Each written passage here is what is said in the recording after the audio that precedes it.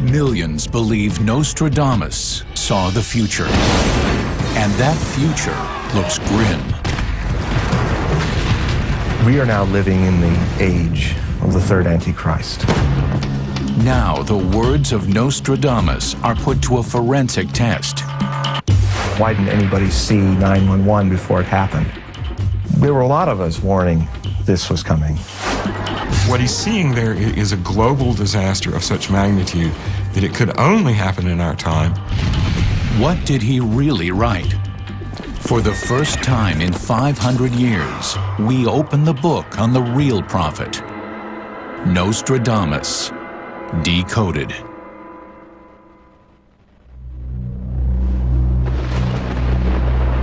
At 45 degrees, the sky will burn.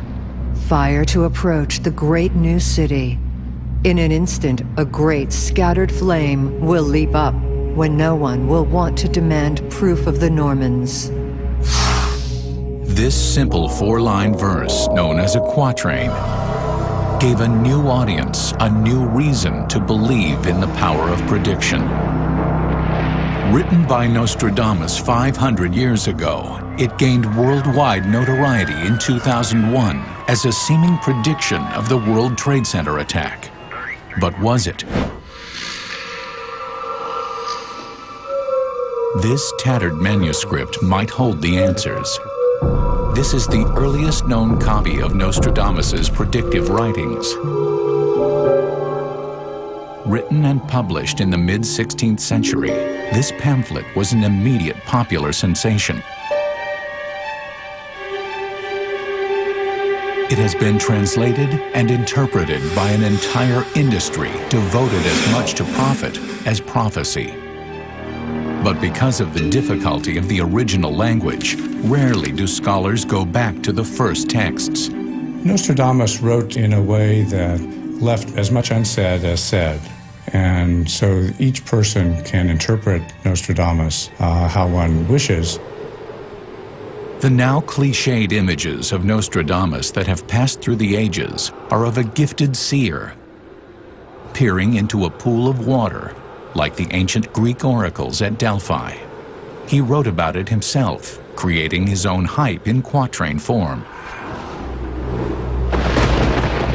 Sitting by night in my secret study, alone, resting upon the stool of brass, a slight flame going out of the solitude makes me pronounce what is not to be believed vain. In fear I write, trembling in the sleeves, the divine seated nearby. But Nostradamus was not a mere soothsayer. He was a learned man who commanded respect. I think a plausible scenario presents itself with Nostradamus, that he's a physician, an astrologer, a reasonably well-educated man. So he starts off writing the kind of stuff that anybody in his position might write. He finds that as he pushes the boundaries a little bit more into more of this sort of astrological forecasting, prophetic predictions and so on, he draws more attention to himself. He gets more positive feedback. Maybe he even makes, a little more money. I don't think it's like this conscious thing, I'm going to scam people, or I'm born a prophet, I shall set out to do this. I don't think either of those is right. I think it's a gradual, slow learning process, and you end up where he ended up. Then, as now, image is everything. And one prediction by Nostradamus did come undeniably true.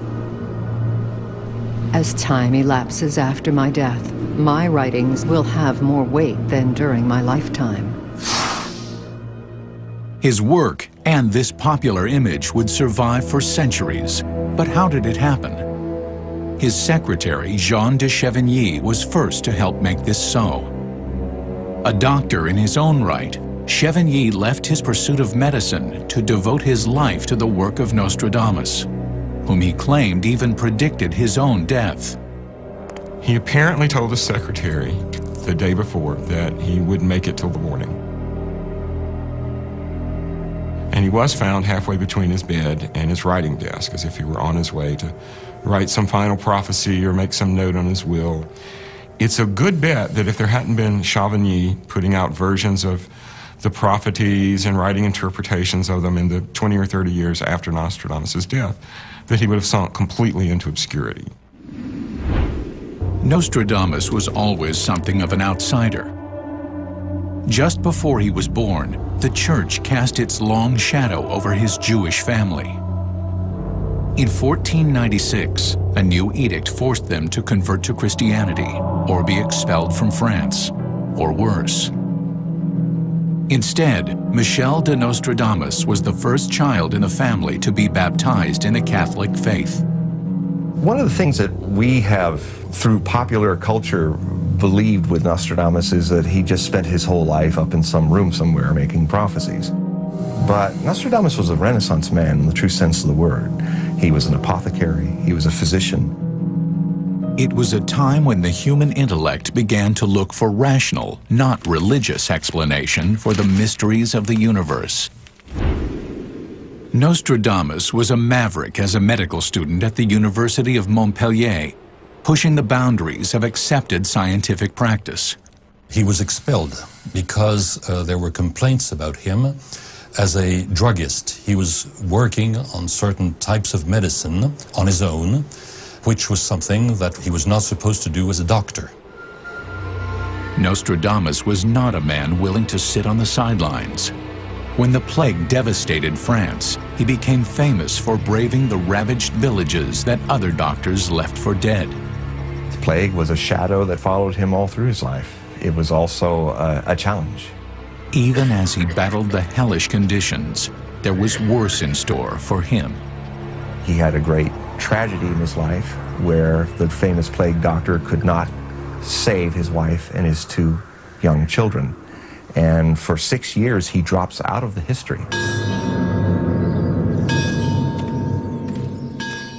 Why did Nostradamus become a prophet? I think it was probably as a result of the trauma he suffered with the loss of his first wife and his children. And he then went on a long pilgrimage through Italy, Spain. He walked all over the place, saw many things. I think during that period, he changed. Nostradamus lived in a world that was falling apart. The plague, a bloody civil war, religious schisms, and foreign invaders made the future look very dark. As the world changed around him, Nostradamus turned inward and created the poetry of prediction, the legendary quatrains. I think he wrote all the quatrains very quick. All 1,000 of them came out within about 4 years, so that's quite a few a day. I mean, that's a lot of work. Nostradamus settled in the tiny village of Salon, where he began his writing career. He was able to make use of the relatively new invention, the printing press. And this translated into an entirely new cultural phenomenon, the bestseller. We are in the historic part of Salon. This is the part of town where Nostradamus lived. These are the streets he walked, and we are right now in front of his house. This is where he settled in 1547 when he married Anne Ponsard. This is where his 6 children were born and lived. This is also the place where he wrote all his major works from 1549 until his death in 1566. Nostradamus knew what people wanted. His first book was a popular cosmetics guide and cookbook. Then he hit on a winning combination. He realized that there was a large market in doing almanacs, and that the almanacs had plenty of rather vague and rather entertaining sounding predictions in them, then they would sell better. So this was a very popular idea. Nostradamus jumped into it with both feet. The almanacs employed basic astronomy, predicting the hours of daylight, the weather, and the planting calendars. But he drew on all his skills and added a touch of astrology.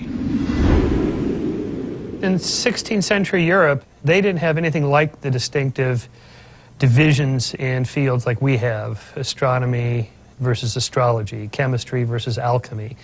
These were all just blended into what was called natural philosophy. Therefore, he had all the tools, the intellectual tools, and the cultural context to do what he did, better than most other people. Nostradamus put his classical education to good use, peppering his writing with dark allusions, cryptic symbolism, and a heavy dose of doom and gloom. What he did was he added the idea of adding a little prophecy to it, jazzing it up, as it were, talking about two-headed monsters and what they might mean. And this gave everybody a little bit of excitement. It was the ultimate sales formula. Poems laced with astrology, with carefully constructed language that implied a look into the future. It was a formula for success. In the 16th century, we had the printing press, but still not everything was written down. If you put it in verse, you can memorize it so much more effectively, and it has a kind of rhythmic effect on the mind, and it becomes more compelling as well. Even more compelling was the fact that some of his quatrains seemed to come true in his lifetime. And as the centuries passed, it became apparent to many who studied the mysterious quatrains that Nostradamus had drawn a roadmap for the future. And this future, he'd seen, was going to be a dangerous place. Napoleon, Hitler, the murder of JFK, and what even bigger events to come. A time of troubles, an antichrist to usher them in. What did Nostradamus really say? And can we decode his true meaning before it is too late?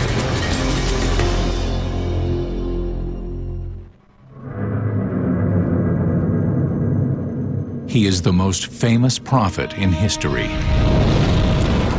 He has warned of war, famine, disease, and worse. Many argue he foretold nearly every major event that has shaped our world today. And there are still many more predictions to come.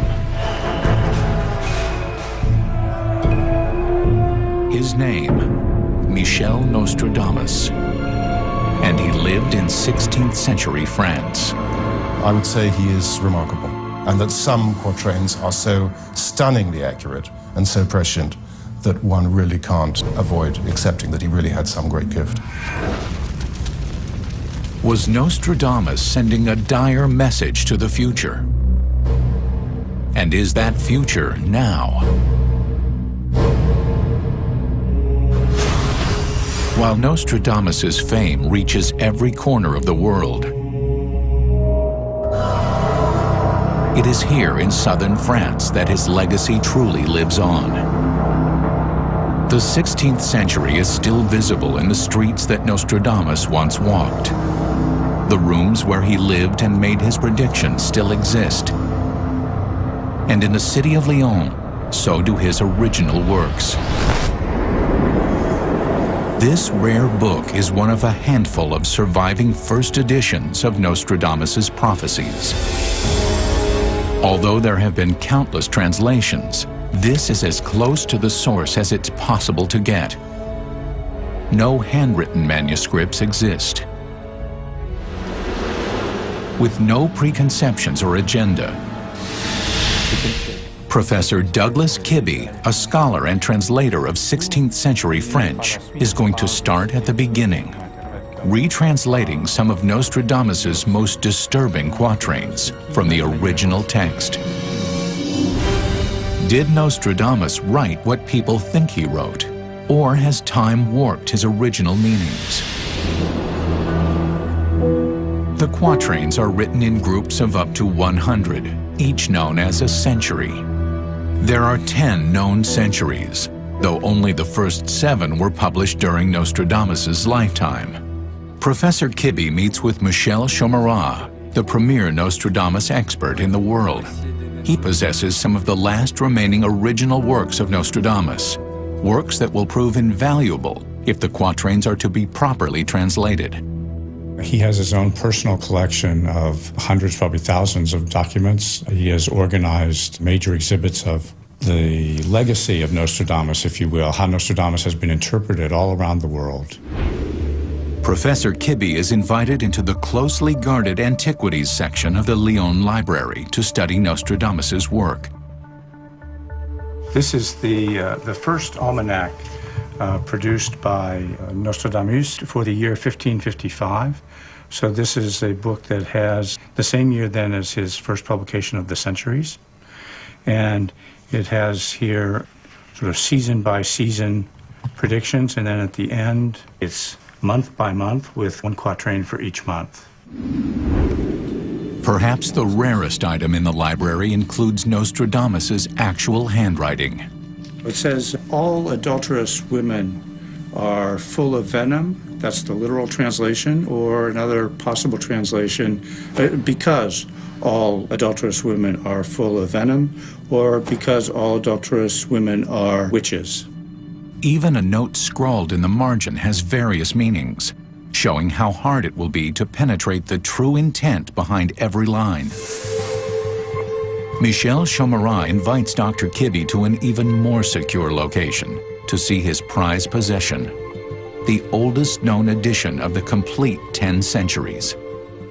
The book is a very small format, sort of pocketbook kind of format. And surprisingly, as you say, for a book that has such importance in the history of the West, that it would be such a tiny book. But it was meant to be sold. It would be the equivalent of selling books at the airport or the checkout counter at the supermarket. Despite Dr. Kibbe's fluency in Old French, the quatrains are not an easy read. The translation of the quatrain is extremely difficult because there are many things he leaves unsaid. His obscurity was most likely by design, to avoid the attention of the Inquisition. The alchemists of the 16th century didn't write anything straight out. They had an occult language known as the green language. And the green language is a system of being able to say things by means of not necessarily codes, but different meanings in different languages, spelling words differently, anagrams, ellipses, abbreviations. Nostradamus really is a product of his own time in that sense that the printing press, the Protestant Reformation, the every man his own priest, anybody can interpret the ancient secret texts, and that's a very dangerous thing for people in power to allow to happen. So the Inquisition in part was a way of controlling information. That's why, in part, I think Nostradamus was perhaps writing in the kind of obscure language he was to protect himself. There are many people have been trying to decide that Nostradamus had some all-encompassing Da Vinci Code-like code in his works. Nostradamus's codes are random, and you have to kind of get into the chaotic flow. Kind of in a Nietzschean research, out of this chaos, there are stars of prophecy that are born. The search for hidden meanings in Nostradamus's prophecies has lasted for hundreds of years, and it continues today with new urgency. And the question is whether the translator has caught the spirit of the person who wrote the original one or has not. But what was Nostradamus trying to hide within his verse? His followers believe they see dire warnings woven into his words. That the third Antichrist will rise in our lifetime. Could the mystery of Nostradamus's prophecies be unlocked to avoid catastrophe on a global scale?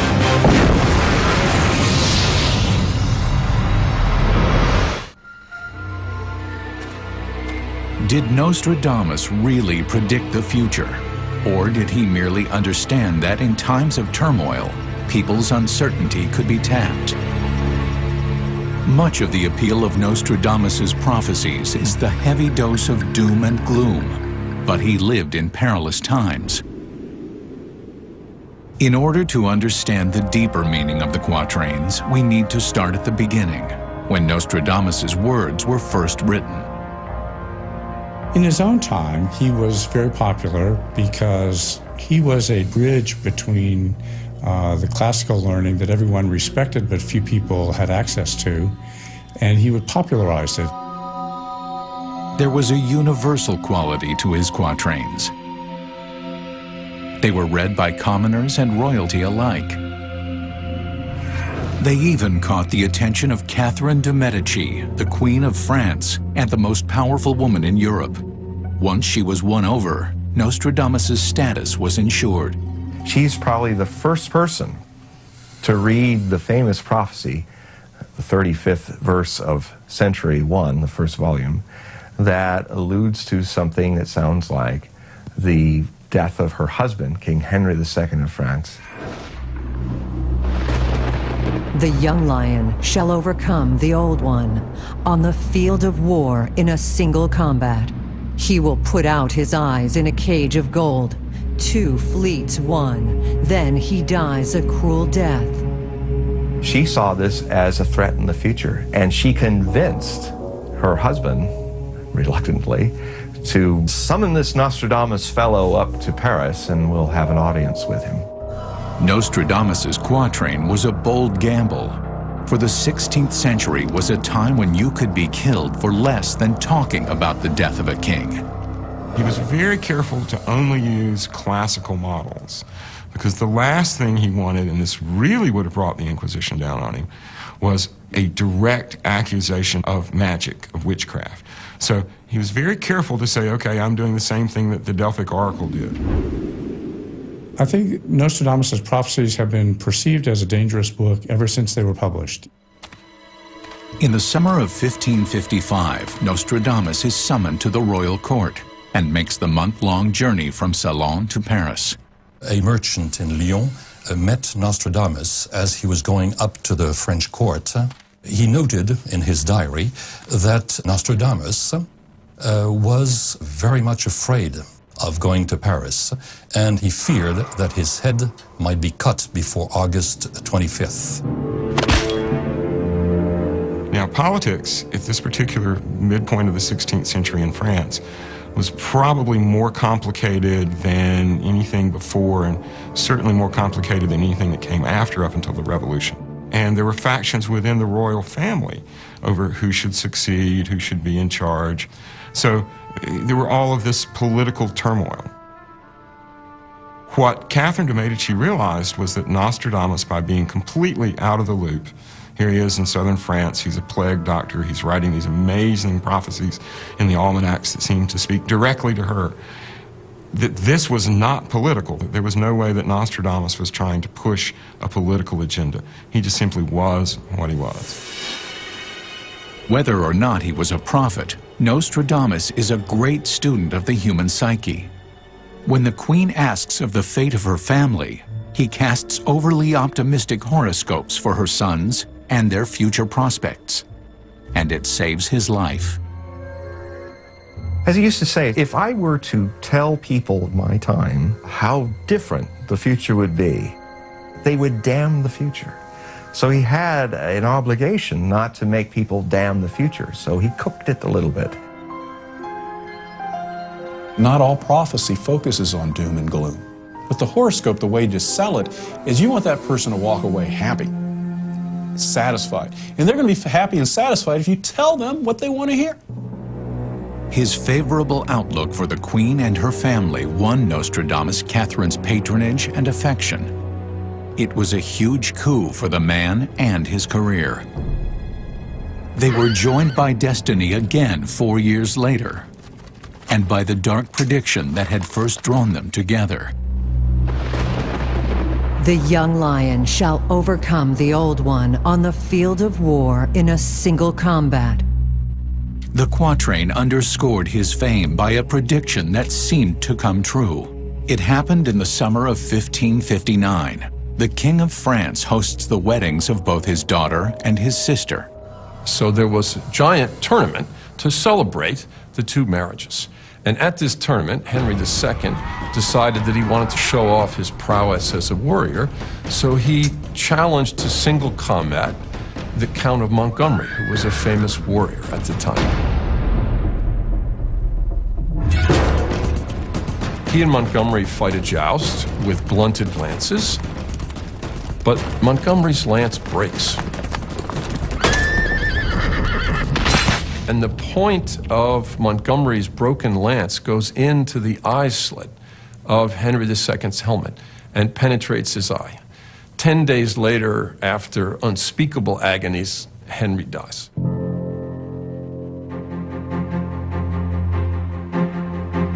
Everyone, even Montgomery, whose misfortune it was to have killed the king, credited Nostradamus with having predicted it, though the wording could easily be read in many ways. He will put out his eyes in a cage of gold. 2 fleets won, then he dies a cruel death. This prophecy is filled with interesting circumstantial or literal evidence. You have the young lion, the old lion, in the first line. They both, it is said, had lion-embossed shields. The Count Montgomery who went against the king was several years younger than the king. Young lion, old lion. Though Henry's tournament may qualify as single combat, could the jousting arena be called a field of war? If you interpret on a field of war to indicate that there are 2 huge armies and that these are the heroes going out before to do single combat, then it doesn't quite match. However, it was on the Champ de Mars in Paris, which is the field of wars. So it's a direct reference to the place that it happened. What mattered most was that the Queen herself believed Nostradamus had seen her husband's fate. More than any of the 30,000 astrologers who lived in Paris, he became her anointed favorite. Nostradamus's time had now come, but in spite of his popularity, Nostradamus was not immune to criticism. This book is an attack on Nostradamus, believed to be by a Protestant who believed that Nostradamus was too favorable to Catholics. And in the book, in the title here, Nostradamus is called Monstradamus, that is, Monstradamus. It's published in 1558, just as France was getting ready to be torn apart by the wars of religion. Though some may have tried to diminish him, Nostradamus had the power of his words. He continues to gain popularity as history appears to play out from his quatrains. Could they all be coming true in his life and beyond? They foretell a violent battle between Muslims and Christians. A raging fire that would burn London to the ground. And an apocalyptic war and religious conflict in our own century that threatens our very existence.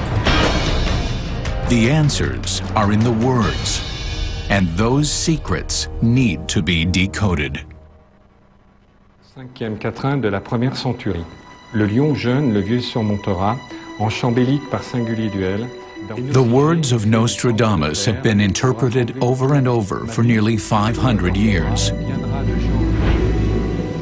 Particularly because many suspect he may have been lacing his prophecies with hidden meanings. Remember, there are very nearly 1,000 quatrains, so the chances of getting all those right are infinitesimal. The fact that so many seem to hit their target is, I think, what's impressive about Nostradamus. I'm here being interviewed 4.5 centuries later, the end of a long line of interpreters who started with Chauvigny. He was the first to try to interpret the meaning of Nostradamus' prophecies. To understand Nostradamus, we must go to his roots. He wrote his prophecies in Salon de Provence, a town not far from his Saint-Remy birthplace. The plague took his first family in Agen, which triggered his wandering and his spiritual quest. When he resurfaces again 6 years later, he's fighting the plague in Marseille and famously fighting the plague in Aix-en-Provence. It's because of the plague that he went to Salon, where he met his second wife.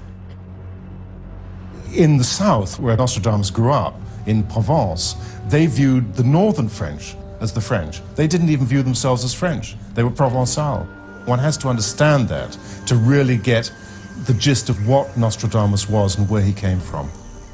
Provence had been crossed by the Romans, the Greeks, the Moors. Everyone had come across it at some point or another, and they had left vestiges of themselves behind. The 16th century is still very much alive today, and the town pays homage to its most famous forefather. Nostradamus' home is now a museum that houses a collection of his original works, including all of his quatrains. To help clarify the more controversial prophecies, Dr. Douglas Kibbe, a scholar of 16th century French, is here to investigate the different editions of Nostradamus' work. This book is exceedingly rare. There are 3 or 4 copies of the full 10 centuries. There are other editions that have the same centuries that have been found in other libraries. Every single copy, though, has differences from the others. So the only difference I see is that here Clement has 2 T's and there it has 1. It's well known that there are dozens of discrepancies between editions. Some of them do change the meaning of the text. It's just one more challenge in getting at the prophet's true intent, a challenge that's been going on for more than 5 centuries, since Nostradamus was still alive. In 1565, all of Europe was riveted by the news that a small band of Christian knights had defeated an onslaught of tens of thousands of Ottoman Turks at the Isle of Malta, and word spread like wildfire that Nostradamus had predicted it by name. From the Orient will come the Punic heart to vex Adria and the heir of Romulus. Accompanied by the Libyan fleet, Malta trembling and the neighboring isles empty. The heirs of Romulus are the Pope in this classical allusion. And the Libyan fleet, of course, is the Turkish fleet that did attack Malta. The Knights saw this as the last battle of the Crusades. The Ottomans arrived in the spring of 1565, all 50,000 of them and their 200 ships, and they attacked the Grand Harbor of Malta.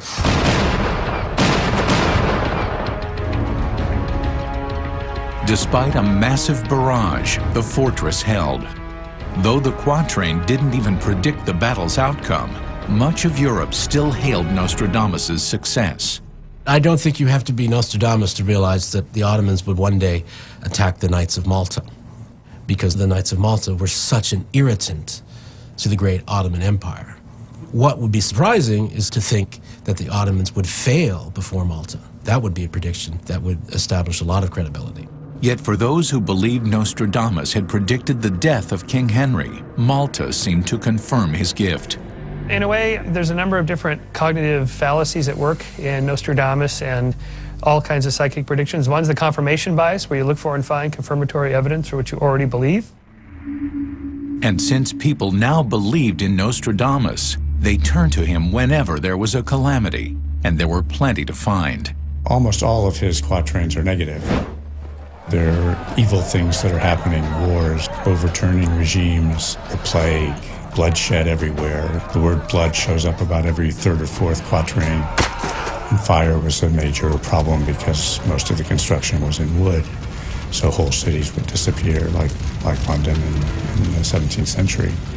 In 1666, a century after Nostradamus' death, the Great Fire of London burnished his fame once more because his followers believed he had seen it 100 years earlier.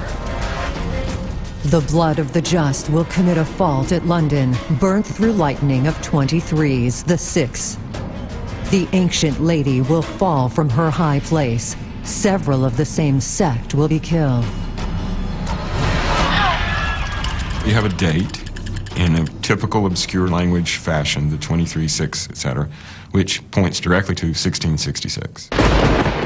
Burnt by lightning fire in 23 the 6s.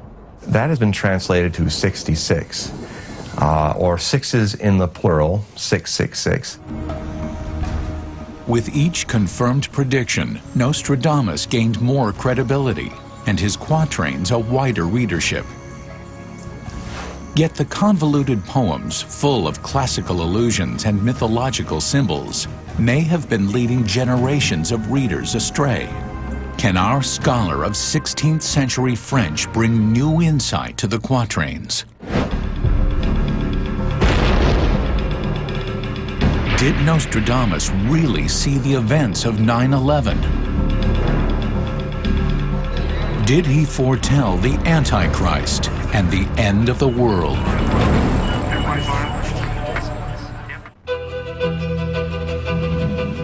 all of Nostradamus's dark visions, one figure stands out: the Antichrist. One of the reasons for Nostradamus' popularity in his own time period was the apocalyptic culture in which he lived. Everyone was expecting the end of the world tomorrow, if not today. As plague racked the continent, civil wars threatened every crown, and Reformation threatened the one true church. In every corner of life, the status quo was under siege. And this uncertainty pointed straight to the apocalypse. Nostradamus does mention the Antichrist on several occasions, and at his time, at the time of the Protestant Reformation, that was splitting a united Christendom into many parts, both sides were claiming that the other was the Antichrist. To Nostradamus, living in his apocalyptic times, there was enough evil to envision more than just one Antichrist. There are three antichrists in Nostradamus' writings. It's unique in prophecy. Everyone else's tradition, including the East and the West, see it as one figure. Nostradamus sees three. For those who believe Nostradamus, the first of the Antichrists is France's most infamous ruler, Napoleon Bonaparte. The European royalty, of course, thought of Napoleon as the Antichrist. Napoleon crowning himself emperor. Now, what could be more the Antichrist? To Nostradamus, with his royalist sympathies, such a move would indeed be monstrous. That's why interpreters insist in this instance, the prophet even had a vision of his name, even if it was in code form. I believe that a lot of what Nostradamus wrote was commentary about his own time, that he was trying to have some sort of influence on the society in which he lived, rather than predicting the future. But if he said that it was prophecies of the future, he could disguise it. One of the easiest poetic disguises was use of the anagram.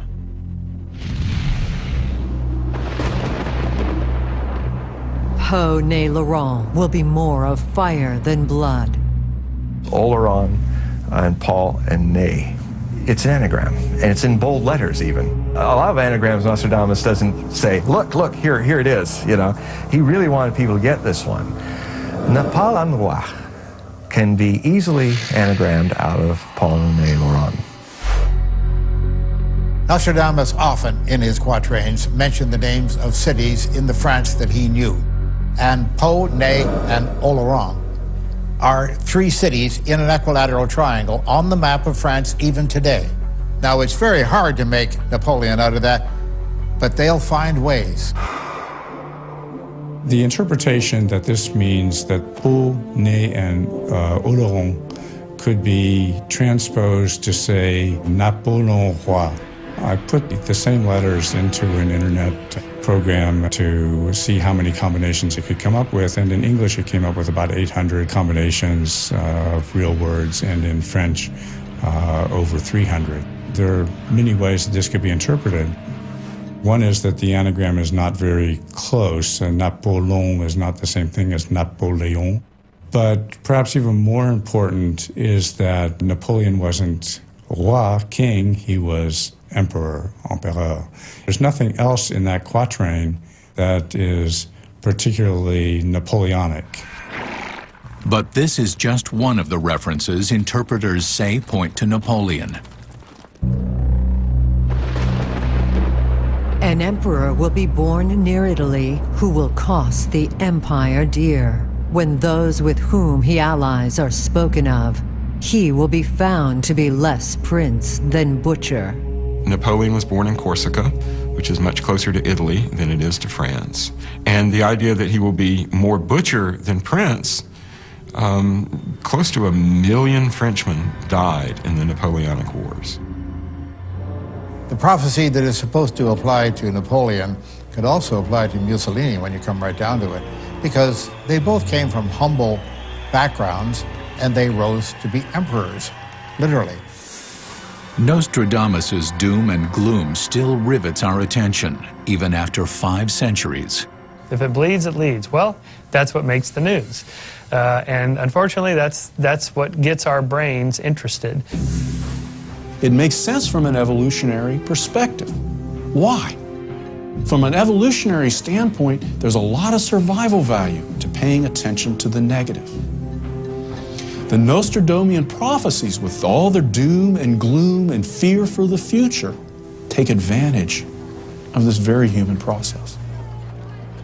He wrote in a way to get our attention. But what message did the prophet mean to convey with his dark words?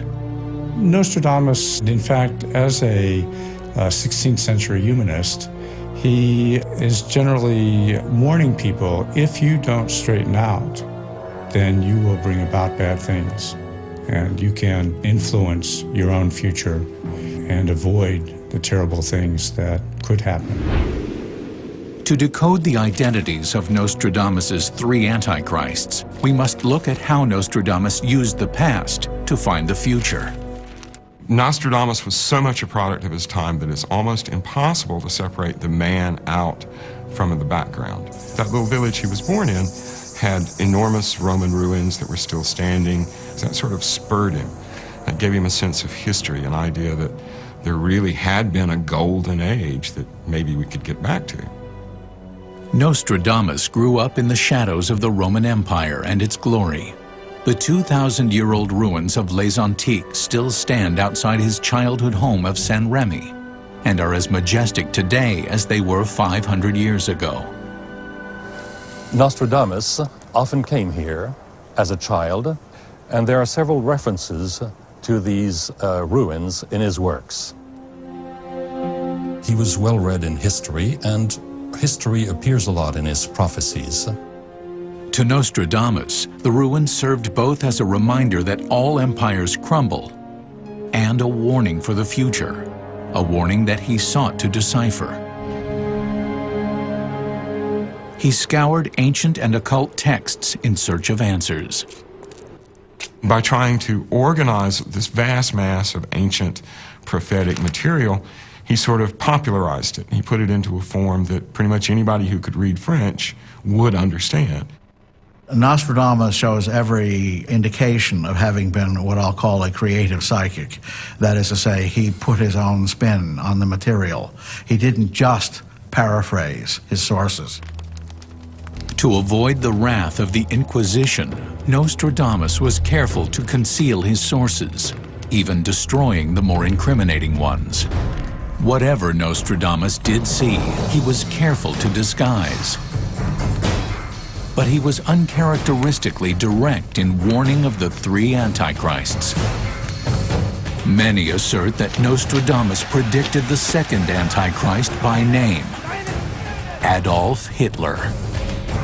And more ominously, the third antichrist, also predicted by name, may be walking among us today.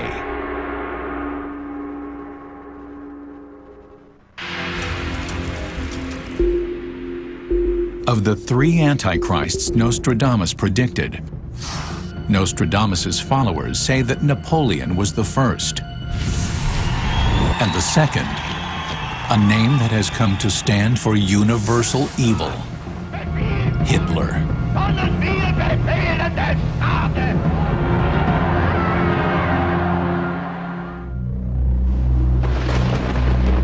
Beast wild with hunger will cross the rivers. The greater part of the battle will be against Hister. He will cause great men to be dragged in a cage of iron when the son of Germany obeys no law. The Hister quatrain of Nostradamus' prophecies has been cited possibly more often than any other as evidence that Nostradamus was predicting the rise of Hitler. Part of the reason is Hister sounds quite a lot like Hitler. There is the very famous Hister, H-I-S-T-E-R, which he uses, which a lot of commentators, of course, have translated into Hitler. Change a few letters and you have it. Except that Hister is the name of the Danube in Latin. If you're going to talk about Hitler, just say Hitler. Why use this Hister business, which really meant the lower Danube River? Why would writing about Hitler and the Nazis in the 16th century get you in trouble with the authorities then? It wouldn't. Who grew up on the banks of the Danube, known as the Hister, who was born deep in the western half of Europe called Noricum. It's Austria in modern terms. Adolf Hitler was born in the deepest recesses of Western Europe. That means Austria. It means also Austria because it's settled up by the fact that Hister, the ancient name for the Danube, sounds awfully close to Hitler. The rest of the quatrain also reinforces the Hitler reference. Great men dragged in cages. The last two lines of that are perhaps the most exact. And that refers, again, Nostradamus was only recently converted from Judaism. So we could see that great men dragged in cages would be that sort of repression, both of intellectuals and of intellectual Jews in Germany. And the wild beast crossing the borders, if you look at the stormtroopers, they are wild beasts. That the Blitzkrieg, etc., was some sort of wild attack that swept from Germany across France. The truth is in the details. A more literal translation would say something like, most of the army will move up to the Danube. The next line, en cage de fer, le grand fer à traîner. This is one of those intentionally ambiguous passages in Nostradamus, at least I assume intentionally ambiguous. It could be the great man will have someone dragged in an iron cage, a prison cell, or it could be someone, unnamed, will drag the great man in a prison cell. Either one is a legitimate interpretation. The last line translates as, when the son of Germany obeys no law. There's nothing about law in this. It says the German child will overlook the Rhine. If one wanted to interpret the German child as Hitler, I suppose that would be possible. There have been a lot of German children between 1555 and the present. Could have been any of them, but there's no reason that the proper name that's cited should be interpreted as Hitler. The Nazis themselves were more than willing to accept the mistranslation that elevated their leader to this mystical status. The Nazi leadership realized early on that prophecy and mysticism could be an effective tool in controlling the German people. And so, in a twist of historic irony, the Nazis exploited the writings of this famous prophet of Jewish ancestry. Germany in the 1920s and the 1930s was a hotbed of occultism, mystical ideas, astrology, Eastern mysticism. There was all sorts of mystical ideas going on. There was this influence of occultism on the Nazi Party from the very beginning. The entire high command of the Third Reich was heavily involved in all sorts of mystical pursuits. Hitler himself created a kind of environment in Germany that was conducive to all sorts of mysticism. His adoption of the swastika, for instance, as the symbol of the Nazi Party, was the adoption of an occult symbol. Nazi propaganda minister Joseph Goebbels enlists the aid of famed Swiss astrologer Karl Kraft to decode Nostradamus in their favor. Kraft was eventually incarcerated after making several predictions that didn't suit what the Nazis wanted to hear. Goebbels had a saying, I could make a triangle into a square if I could just repeat it enough. British intelligence takes this threat so seriously that it too invokes Nostradamus in its cause. The British didn't believe in occultism, but they believed the Germans believed in it.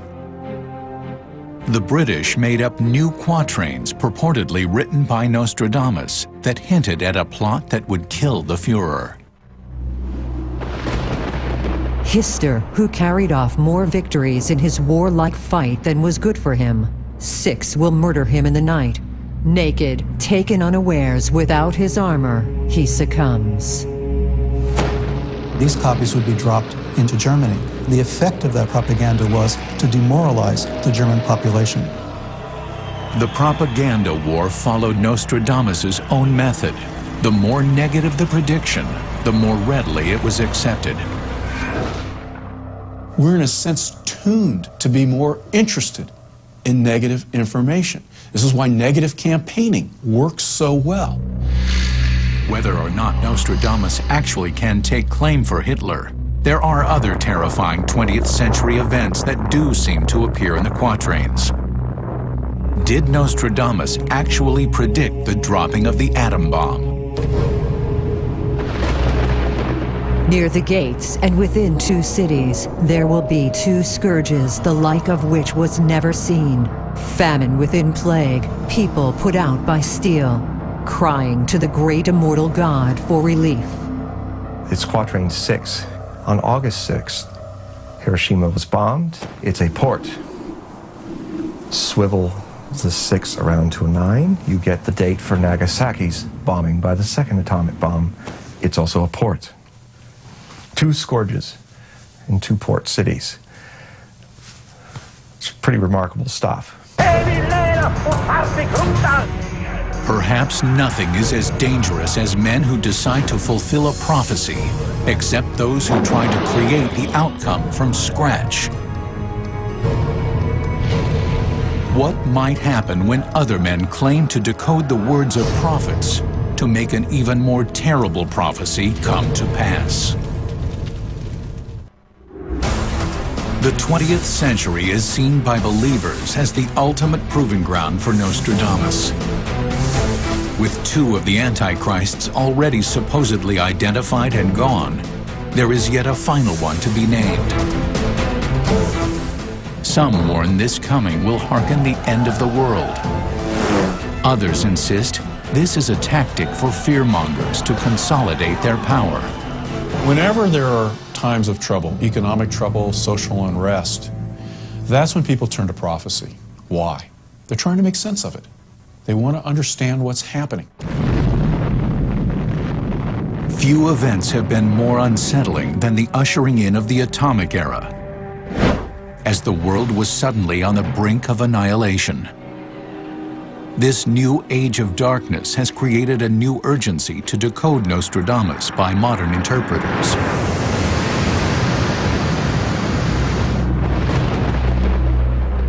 The ancient work will be accomplished, and from the roof, evil ruin will fall on the great man.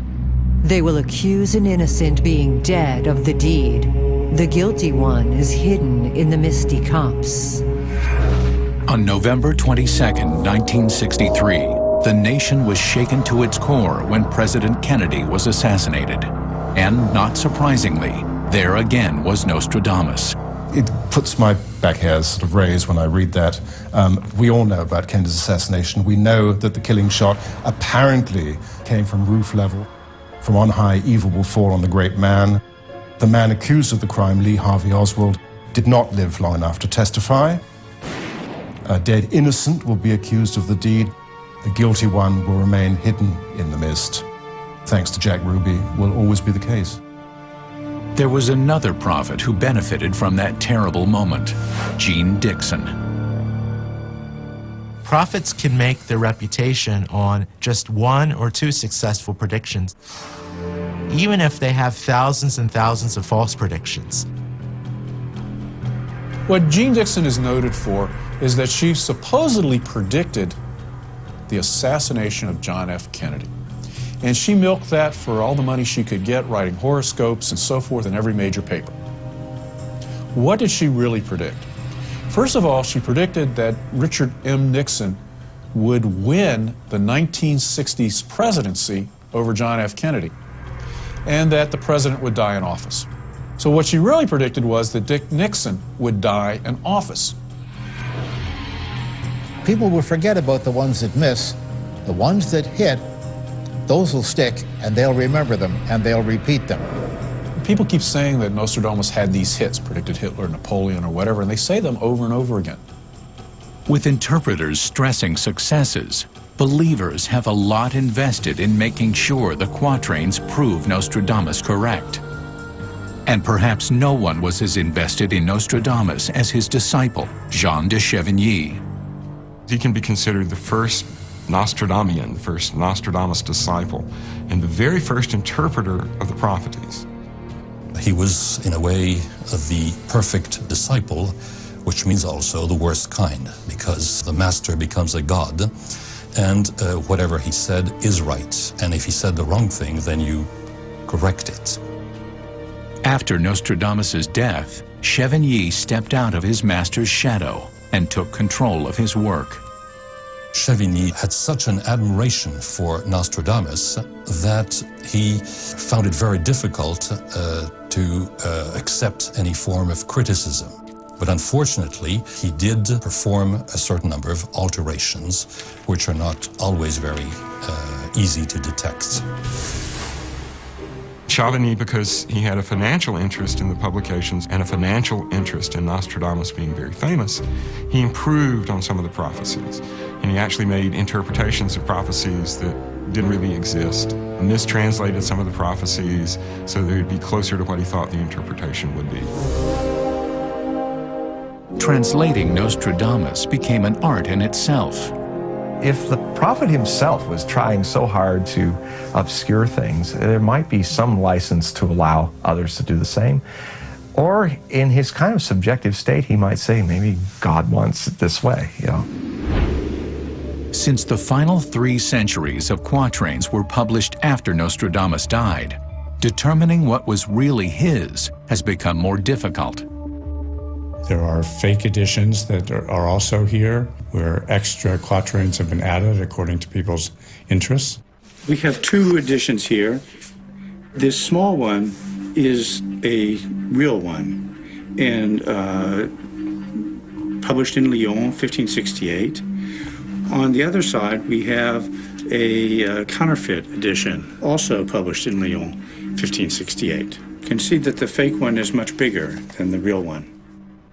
I feel that a lot of commentators through the ages, starting with Chevigny and down to today, use Nostradamus' text as a pretext.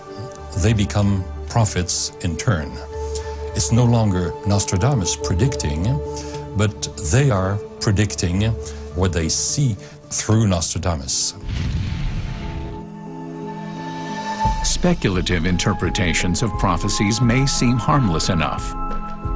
The way that has helped me understand Nostradamus is to flow with the chaos of his dyslexic mind, and in that you get a feeling for the random yet somewhat ordered way in which Nostradamus uses certain anagrams, word plays, phrases. For instance, in the prophecy that talks about the people of the capital will not want him at all, this man called Dubieux, which in French means the doubtful one, but it also illuminates something Nostradamus loved to do: hide people in their nicknames. Dubieux, W. Could it be the President of the United States, since capital is only used once in the entire 36,000 words of Nostradamus? You see, here's a nickname that didn't make any sense until 2000. Suddenly, the prophecy makes a lot of sense. But what's harmless speculation for some could actually become willful manipulation by others. In the case of 9/11, separating the predictions from the hoaxes made the future even harder to foretell. And is 9/11 only the beginning? The 21st century may be the time of his most harrowing predictions.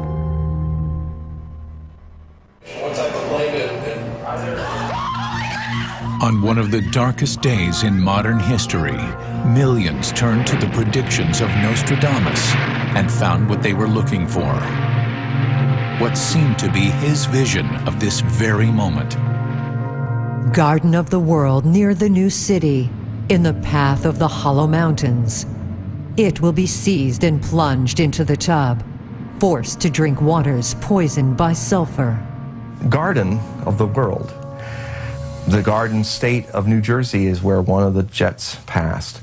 Its world is in the prophecy to give you an indication of the World Trade Center in the new city. If you were from the 16th century, you might call that a hollow mountain. In the path of the hollow mountain, the plane that hit the South Tower shadowed over a part of the Hudson River where the PATH subway went from New Jersey into the World Trade Center. The common game that's played with these kind of prophecies is you read the prophecies, you go through and figure out, what's that prophecy saying? And once you start to generate your own solutions to it, that's one of the most effective ways to convince anybody of anything. You start to say, well, that must have referred to Hitler, or that's the Great Fire, or that was 9/11, or whatever it is.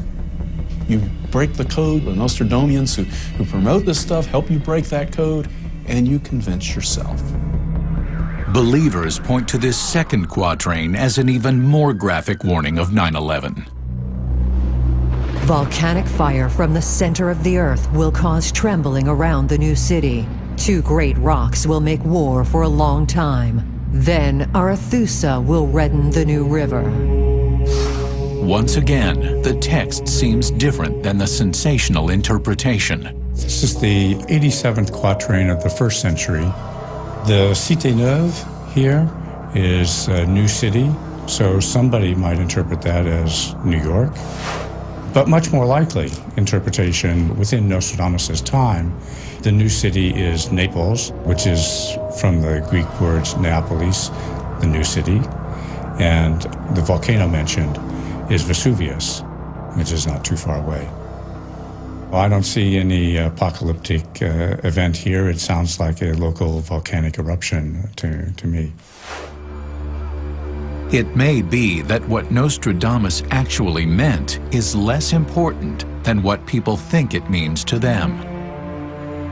In a situation like 9/11, people want to go back and want to understand why did that happen. We use naive theories, we turn to authorities like Nostradamus, and we rely on their predictions about the world. And that helps us make sense of where we are. In the month after 9/11, the hits of anything on any website anywhere having to do with Nostradamus went through the roof. He had never had the kind of worldwide penetration, saturation, overwhelming attention that he got after 9/11. Just after September 11th, the internet was flooded with the most ominous quatrain ever written. In the city of God there will be a great thunder, two brothers torn apart by chaos. While the fortress endures, the great leader will succumb. The third big war will begin when the big city is burning. Nostradamus, 1654. With so much uncertainty after 9/11, this quatrain made people believe that World War III had just begun. But it was a hoax, and included a clue to let the reader know it was false. It was dated 1654. How could Nostradamus have written it? He died in 1566.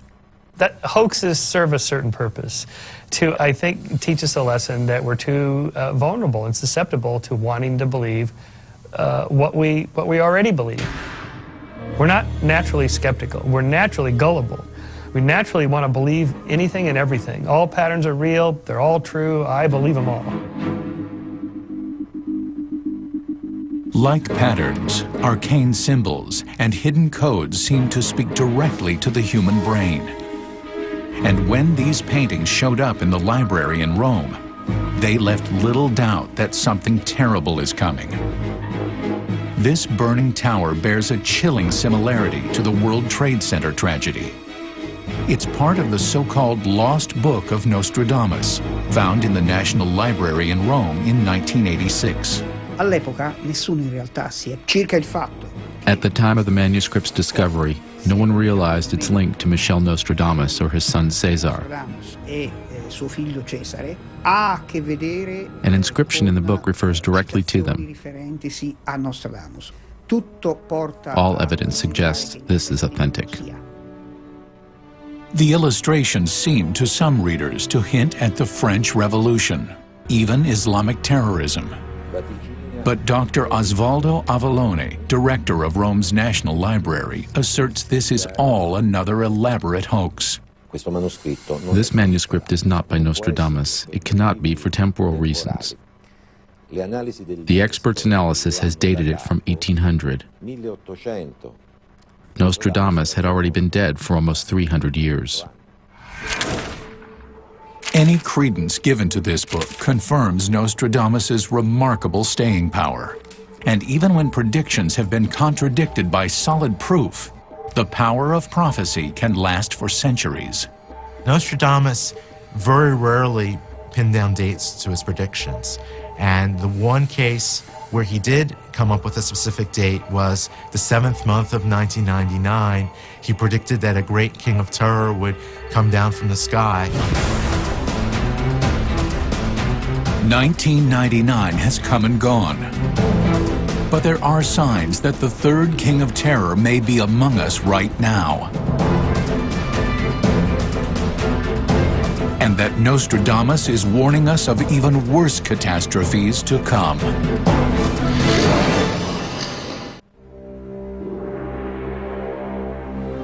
To those who believe in the coded messages of Nostradamus, the Antichrist is here, and he is living among us.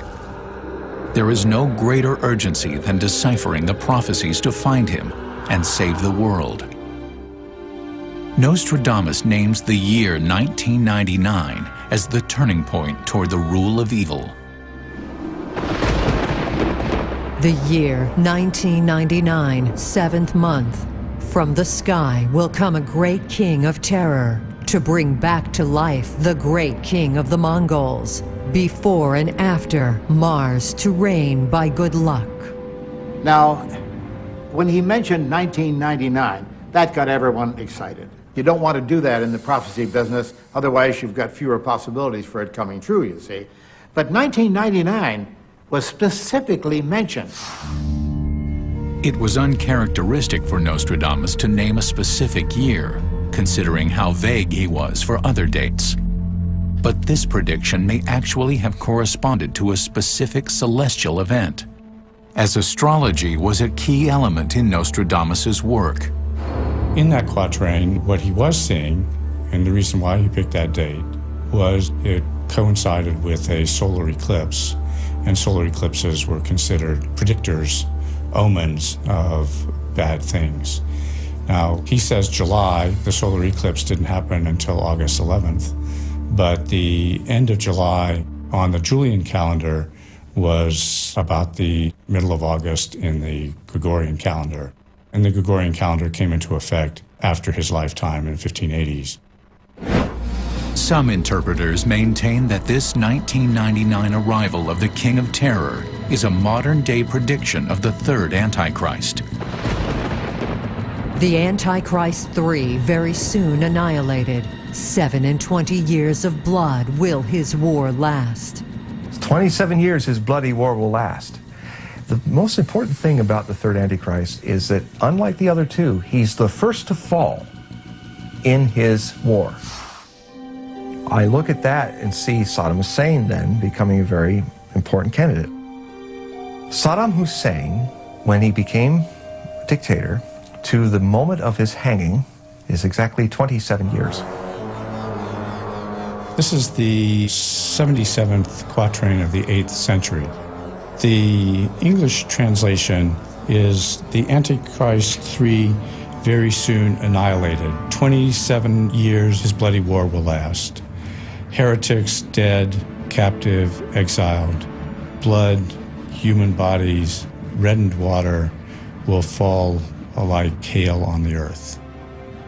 This is fairly straightforward. There's no particular way to interpret who this is or when it will happen.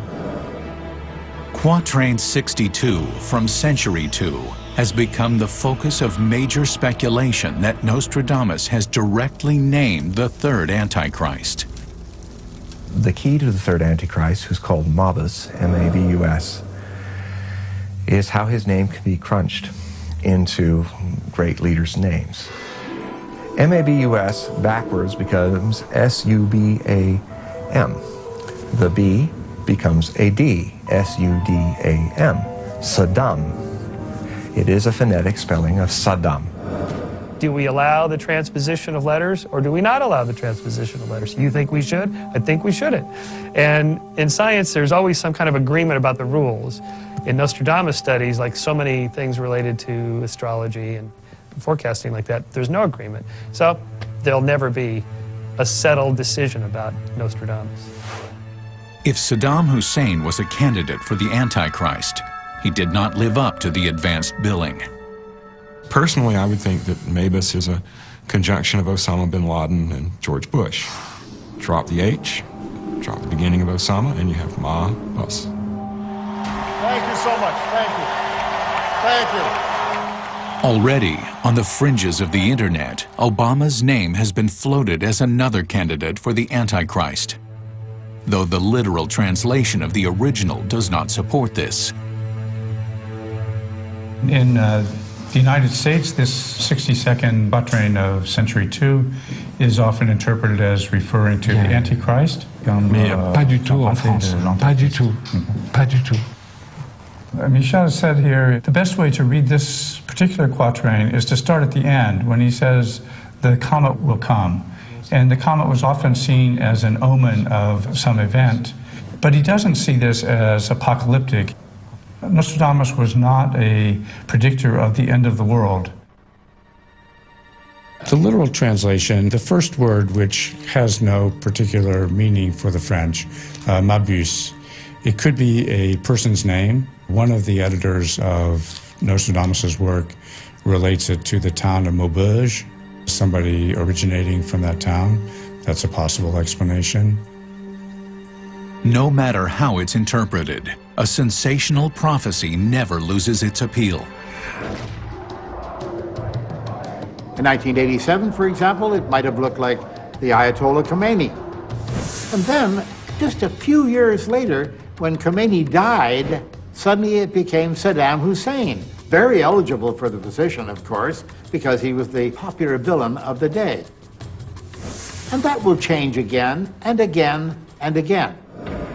With Nostradamus, doom and gloom is also telling people what they want to hear.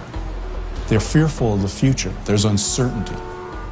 And so when you give the doom and gloom, it helps people interpret their feelings, to understand why they're feeling this uncertainty, this anxiety. Humans are the only animals with predictive abilities that can form mental models and try to imagine what might happen in the future.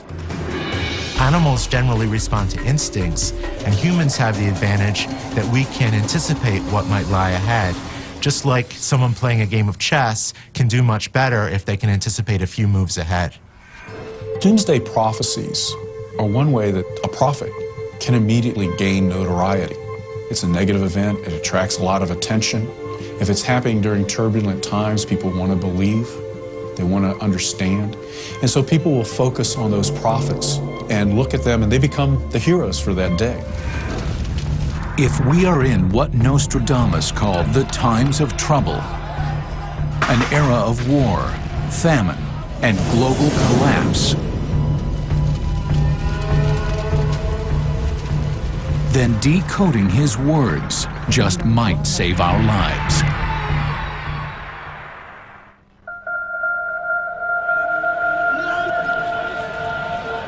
Some claim Nostradamus called the years 2009 through 2012 the times of trouble.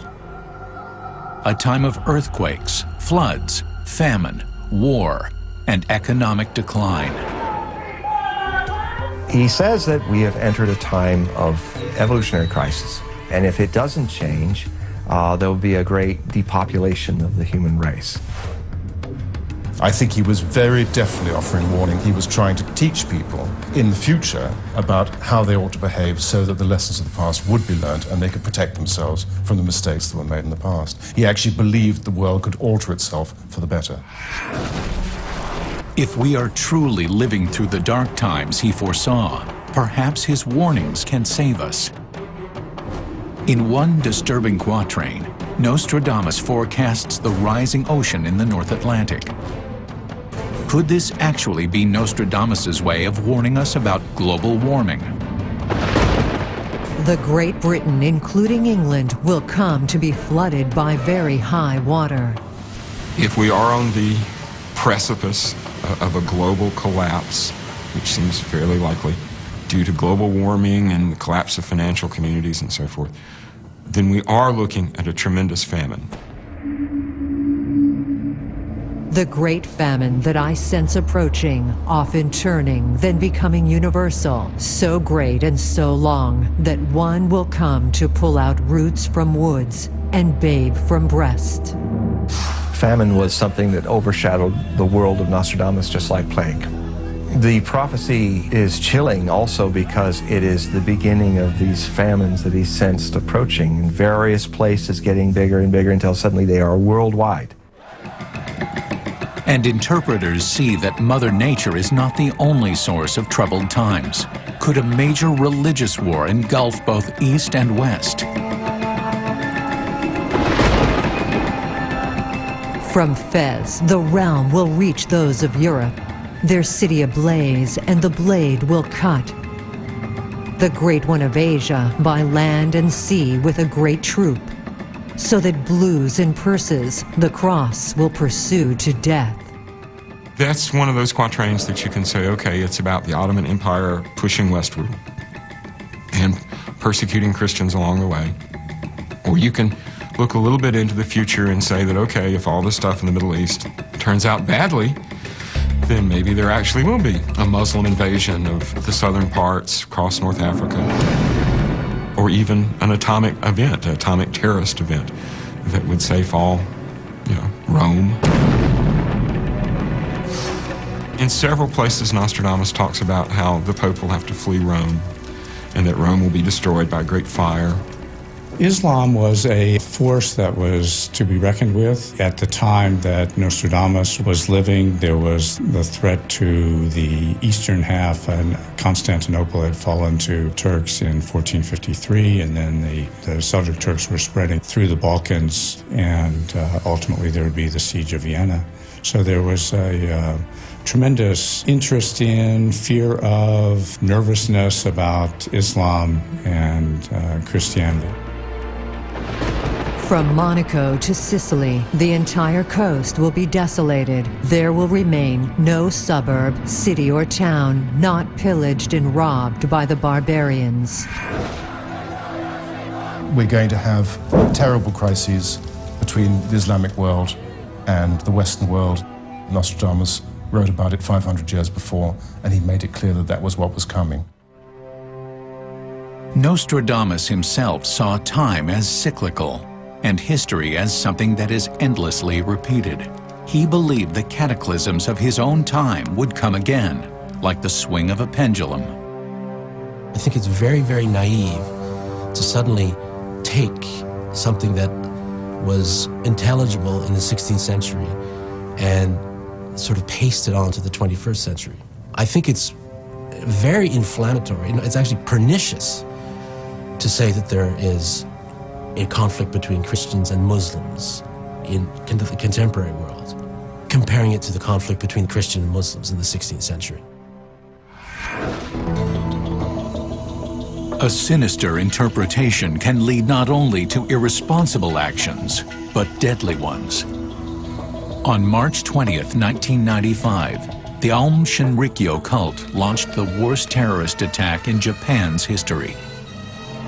One of their sacred texts was an interpretation by their leader of Nostradamus's quatrains. And he picked out over 20 quatrains that related, in his opinion, directly to the Aum Shinrikyo. And part of that idea was the pestilence in the big city, and that inspired the sarin gas attacks on the Tokyo subways.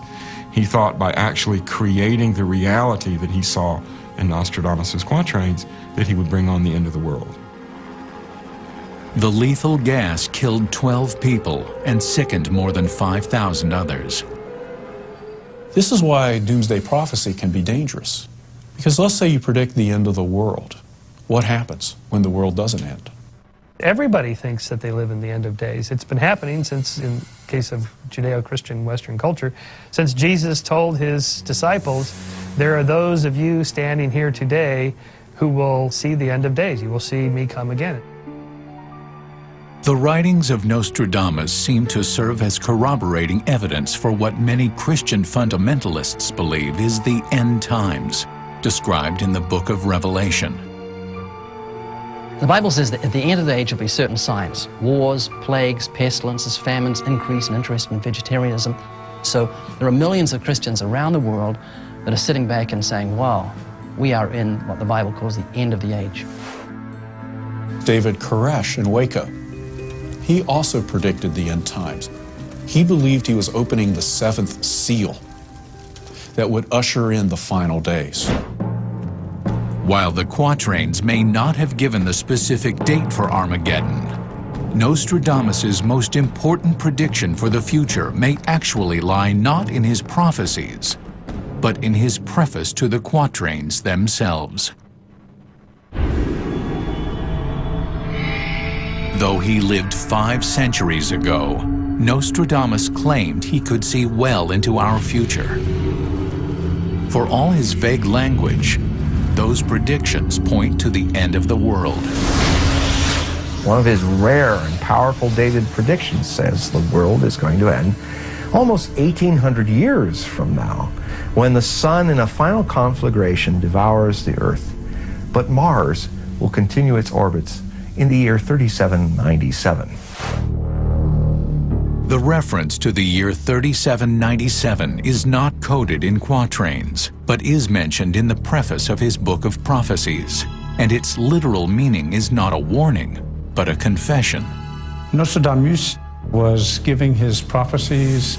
He said that they would be valid from the date he wrote this preface, which was 1555, until the year 3797. He couldn't see beyond that, but it doesn't mean that that's the end of the world. It just means that that's as far as he could see.